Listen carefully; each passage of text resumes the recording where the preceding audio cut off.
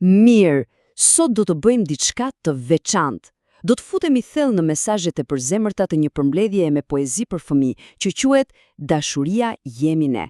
Do të zbulojmë së bashku se çfarë e bën këtë koleksion kaq të veçantë dhe prekës. Shikoni pak këtë varg. Këtu, pikërisht këtu, qëndron e gjithë esenca e librit. Kjo frazë vendos menjëherë tonin, na flet për atë dashurinë e pakushtëzuar, atë lidhjen e pastër që kemi me fëmijët. Është themeli mbi të cilin ndërtohet gjithçka tjetër. E pikërisht kjo ide e zemrës së një fëmije na hap derën për temën e parë kryesore. Libri vazhdimisht përdor metaforat e Sari për të përshkruar fëmijët, duke i paraqitur ata si gjërat më të çmuara në botë. Pra, çfarë shohim vazhdimisht? Një motiv që përsëritet pa pushim. Fëmia vihet në një piedestal me vlerë dhe mrekulli të pamas. Ata nuk janë thjesht fëmijë, ata kthehen në simbole të dritës dhe pasurisë. Dhe kjo ka një domethënie të thellë kulturore. Fëmia është vazhdimësia, thesari më i madh i një familjeje. Dhe këtu bëhet akoma më interesante. Shikoni pak këtë krahasim të drejtë për drejtë. Është teknika e autorit në veprim. Nga njëra anë, djali përshkruhet si diamant dhe ar, pra theksohet vlera e tij e patjetërsueshme. Nga ana tjetër, Erini është një yll që thekson aftësinë e tij për të sjellë dritë e gëzim.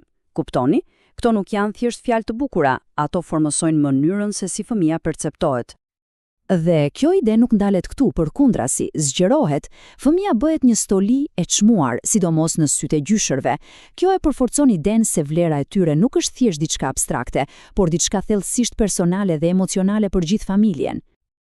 Mirë, tani le të lëvizim pak fokusin. Nga fëmia si individ, te diçka më e madhe, te rrjeti familjar. Sepse libri e tregon dashurinë si një festë komunitare, jo thjesht si një ndjenjë mes prindit dhe fëmijës. Dhe kjo është shumë e qartë te poezitë.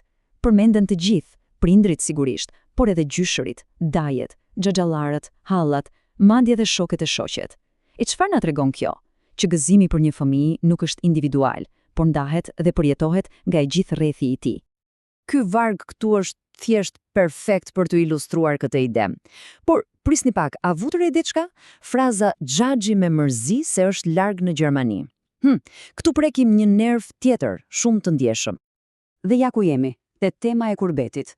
Një realitet kaq i prekshëm, kaq i dhimbshëm për shumë familje. Poezit nuk anashkalojnë këtë. Përkundrazi, prekin temën e dashurisë dhe mallit që vijnë nga larg, nga vende si Cirihu dhe Gjermania, duke treguar dhimbjen e familjeve të ndara. Dhe ky varg, dëgjojeni pak. Ai kap të gjithë peshën emocionale të ndarjes dhe rilidhjes përmes teknologjisë. Momenti kur dikush shfaqet në telefon nga kurbeti, përshkruhet si kiamet, një shpërthim emocionesh, gëzimi, malli. Kjo tregon se sa të fuqishme mbeten këto lidhje, pavarësisht kilometrave. Mirë pra, deri tani kemi parë se si libri i këndon fëmijës dhe familjes. Por, a është vetëm kaq? Sigurisht që jo. Përmbledhja shkon edhe më thellë, na jep edhe urtësi, kështu që kjo pyetje na shërben si një urë për të kaluar te pjesa tjetër e analizës son. Tani, le të hyjmë në atë që mund ta quajmë pjesa e tretë e këtij libri, te perlat e vogla të urtësisë, te këshillat dhe mësimet që gjenden të shpërndara kudo në përfaqe. Për shembull, shikoni këtë. Aty ku ka libra, nuk ka dreqër. Çfarë mesazhi i fuqishëm? Dija, arsimimi paraqitet si një lloj mburoje mbrojtëse kundër errësirës dhe negativitetit në jetën e një fëmije. Mesazhi është i qartë. Librat janë aleatët më të mirë. Por, menjëherë pas këtij optimizmi, libri na përplas me një realitet tjetër, shumë më të hidhur. Një paralajmërim tejet serioz. Kur prindrit zihen para fëmijëve, ata fëmijë më nuk rriten, por zvogëlohen. Kjo metafora e zvogëlimit është vërtet tronditse. Ajo flet për një dëm të thellë psikologjik. Dhe ka plot perla të tilla. Për shembull, për edukimin na kujton diçka thelbësore. Përgjegjësia kryesore bie mbi prindrit. Pastaj, bën një dallim fantastik mes shkollimit dhe edukatës. Shkollimi të jep informacion, por është edukata ajo që formon karakterin.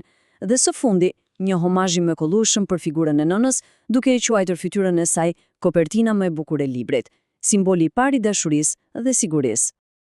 Mirë, tani që i kemi parë të gjitha këto pjesë, ka ardhur momenti t'i bashkojmë, t'i lidhim të gjitha fijet për të kuptuar thelbin, për të deshifruar më në fund titullin e librit. Pra, çfarë është kjo dashuri për të cilën flet libri? E po, përgjigja që na jepet nuk është e thjeshtë. Nuk është thjesht një emocioni vetëm. Jo, është një kombinim i gjithçkaje që diskutuam, thesari, familja, distanca dhe urtësia. Pikërisht kjo është përgjigja.